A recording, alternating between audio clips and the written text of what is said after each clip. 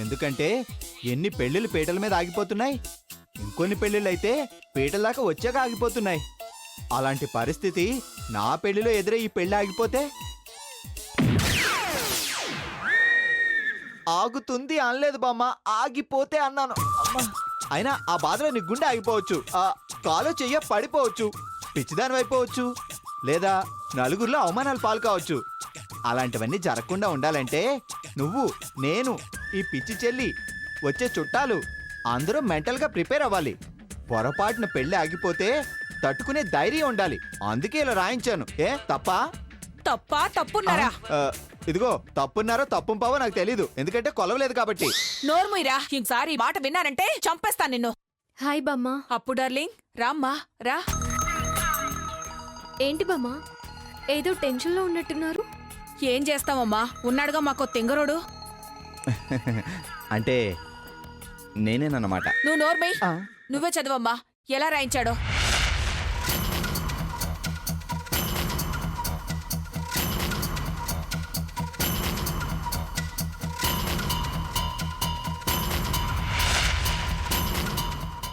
చదువు చదువు. ఒకవేళ పెళ్లి జరగకపోతే ఏమీ అనుకోకండి, డిసప్పాయింట్ కాకండి. నా ఇదేంటి ఇలా రాయించాడు? నువ్వే చెప్పప్పు, ఈ పెళ్లి ఎట్టి పరిస్థితుల్లో ఆగదని. అప్పుడు గాని వీడికి బుద్ధి రాదు. ఏది నువ్వు చెప్పినట్టు అప్పుని చెప్పమాను. చెప్పపన్నా.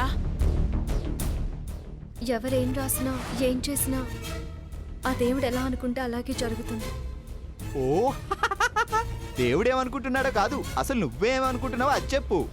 మీరేమనుకుంటున్నారో నేను అదే అనుకుంటున్నాను. వాళ్ళు ఇరికించావుగా. ఫ్రెండ్రో మేడం, ఇదిగో నేను చెప్పినట్టు రాయ్. ఈ పెళ్లి జరుగుతుంది జరగదు అన్న సందేహము వలదు. కాబట్టి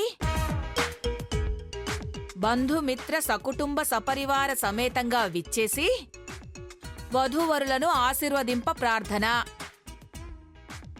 రాసావా? ఇటివు.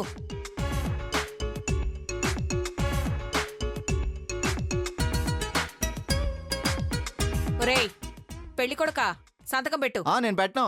పెట్టకపోతే చంపేస్తాను. అన్నింటికి అలా బెదిరించి పెట్టించుకుంటావు.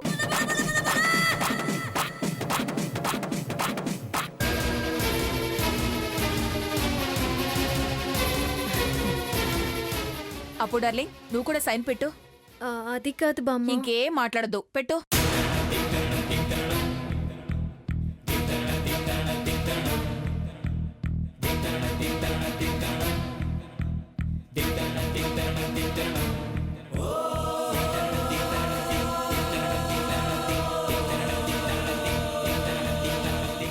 ఇదిగో ప్రింటరు, ఇప్పుడు నేను చెప్పినట్టుగా 1000 కార్డులు ప్రింట్ చేయించుకునిరా.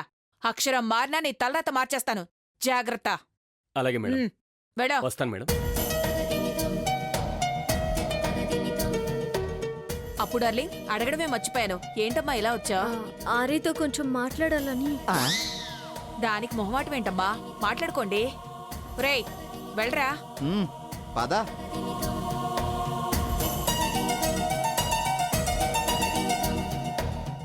ఏంటి నాతో మాట్లాడాల్సినంత ఇంపార్టెంట్ మ్యాటర్? అసలు మీరేం చేస్తున్నారో మీకు అర్థమవుతుందా?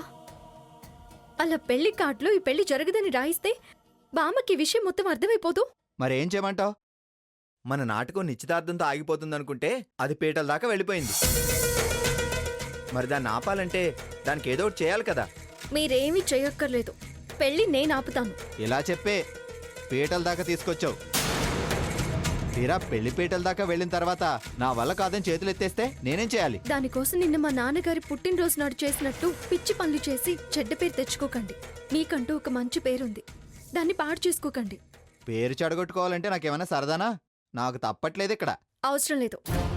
ఈ పెళ్లిని చెడగొట్టడానికి, మా అమ్మ దృష్టిలో చెడ్డవాడవ్వాలని, అందరికీ చెడభిప్రాయం కలగాలని మీరు చేసిన ప్రయత్నం నన్ను చాలా బాధ పెట్టింది. ఒక్కటి గుర్తుపెట్టుకోండి, నా వల్ల మీకు మంచి జరగకపోయినా పర్వాలేదు, చెడు మాత్రం జరగదు.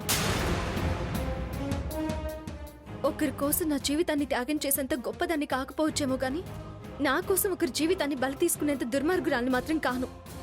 మీకిష్టం లేని మన పెళ్లి ఎట్టి పరిస్థితుల్లోనూ జరగదు. నన్ను నమ్మండి.